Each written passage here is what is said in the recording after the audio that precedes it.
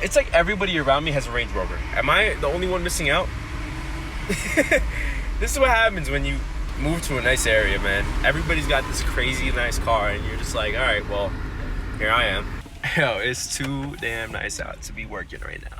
It's too damn nice out to be working right now. I'm on my break, just went to get lunch, and I'm about to just not go back. I don't know if y'all heard that fart. I'm low-key kind of like really excited about this summer, man. I think a lot of changes are gonna be made. Kind of looking at my plan now, and I'm kind of in the space now where I'm ready to detach from all results. I'm ready to detach my plan and my goals to all sorts of results. I'm kind of just gonna do everything and anything I want, and I'm not gonna let anybody get in my way of that. Whether or not any venture will net any result, I'm not even concerned about it anymore. I'm not concerned about the gains and losses.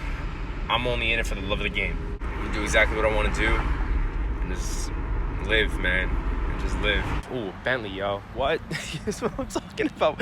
What was I telling you before with the Range Rover shit, man? Came a long way from the Civic, I could tell you that. Eventually I'll do a review on this thing because apparently the first thing that you got to do when you buy a Tesla is start a YouTube channel, right? I'll probably shoot that video this weekend, actually. Probably got nothing else to do, right? So far, just like a quick rundown, I've had it about, I think, 7 months? I've had it almost 8 months. Because I got it in September. That's right. I don't know. I'm an accountant. Should know this shit. But I've had it about 8 months. I've driven almost 12,000 miles, which is the most that I've driven any car ever. I had a 2010 Civic Coupe that I drove. It had 124,000 miles, and I think I drove another 20,000 in 2 years. The Civic I had for a year. Oh, and then I drove my mom's Corolla for a good amount of time. I drove my mom's Corolla. It was an '05 Corolla with like 250,000 miles on it.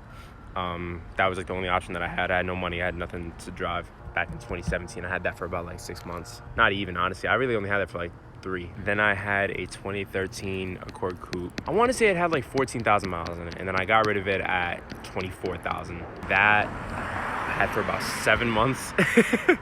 And then I got tired of the CVT, so I traded that in for a 2017 Accord Coupe V6 Touring. It had 5,555 miles in it when I bought it, and then I eventually put another 20,000 on. So it looks like I don't drive a car more than 25,000 miles, I guess. I had that car for about 2 years, a little over that. I think like 2.5 years. Then I traded that in, and every single time I traded a car in, I've gotten positive equity for it. I've never lost money on a car. The first car that I bought, which was the Accord, the Civic, it was my dad's car, and then we eventually got rid of it. The Accord was the first one that I bought, and I got 1,000 back in positive equity from that. And then the second Accord, I got $5,000 back in that. Back in 2020, when you bought a car in New Jersey, you got a $5,000 rebate on your car when you bought an electric car. So that was another $5,000. So I got $5,000 from the positive equity in the Accord and another $5,000 in the rebate. So off the jump, I got $10,000 off from this car.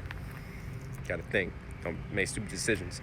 That was back in September of 2020. So I had the Accord for about 2.5 years. And then I did the Tesla. I still miss my Civic. I still really miss my Civic. I sat in a Civic today, actually, and I was like, oh my God, like this throws me back. But yeah, I'll talk about the ins and outs of this baby eventually when I get the time for it. I mean, I have the time for it, just when I want to or not, because I'm lazy as hell. But yeah, time to go back inside and eat some food, because your boy's starving.